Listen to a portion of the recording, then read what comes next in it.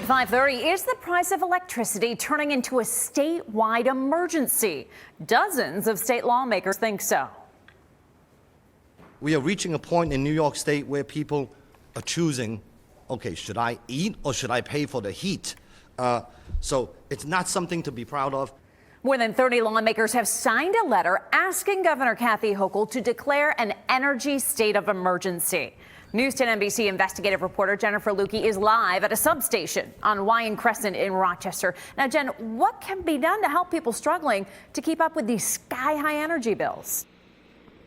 Yeah, Nikki, well, there is no question that during these prolonged deep freeze weather events, the price of electricity and natural gas goes sky high, and we're using more of it just to keep warm, even if we never touch the thermostat. On these deep freeze days, it takes a lot more energy than it normally would to keep your home warm. So you got to pay for what you use. But these state lawmakers say that there are things the state could and should be doing to ease the burden. So many of you tell us the sticker shock is getting worse every time you open a new RG&E or NYSEG bill. We are reaching a point in New York State where people are choosing, okay, should I eat or should I pay for the heat? This is what RG&E told me last week about its skyrocketing supply costs. And it's that greater demand that's driving up prices in the supply market. Gas supply costs are up 20% this year. And remember, Jen, RG&E is in the energy delivery business. We do not set or control the supply costs. That is something that is determined by the market. And as those increase, that is passed on to customers. You don't set the supply cost, but you do make more the more you deliver. Well, what happens with the delivery costs? If we are delivering more energy to homes, yeah, the people are going to see an influx in that as well. Republicans in the state Senate say declaring a state of emergency could give the governor the power to suspend certain taxes and fees on those bills. Right now, between surcharges and taxes on our utility bills, it's between 40 and 50% of the utility bill. The state of emergency would offer temporary relief, they say, while they introduce a package of bills to address energy affordability more long term. One would refund ratepayers money that's in a reserve fund to help pay for electrification mandates passed by the state legislature. Why is there more than $2 billion sitting in a NYSERDA slush fund, unused? This conference thinks that money should go back to the ratepayers.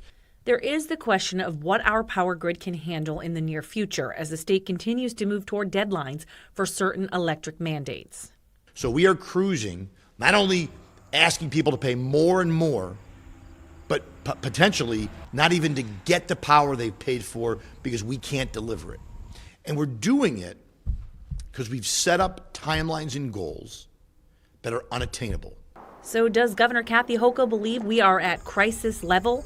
In a statement, her senior advisor on energy and the environment tells me, quote, the governor has made energy affordability a top priority, which is why her state of the state includes a ratepayer protection plan that will protect against utility increases, remove hidden fees, and hold the line on executive pay. If these state Senate Republicans were serious about driving down energy costs, they would push their GOP colleagues in Washington to stop trying to kill fully permitted energy projects already under construction that will provide needed supply.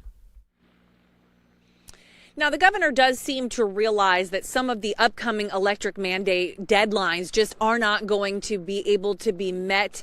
School buses, for example, we've been doing a lot of reporting on electric school buses and the state mandate that starting in the middle of next year, school districts wouldn't be allowed to buy diesel anymore.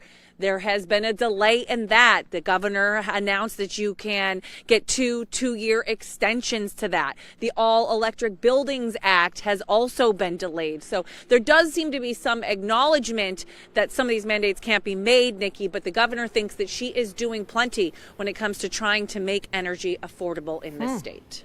All right. Thank you, Jen. And if you need help keeping up with your energy bill, NYSEG, RG&E, and National Grid have a number of programs and budgeting options. We can connect you to more information in this story on WHEC.com.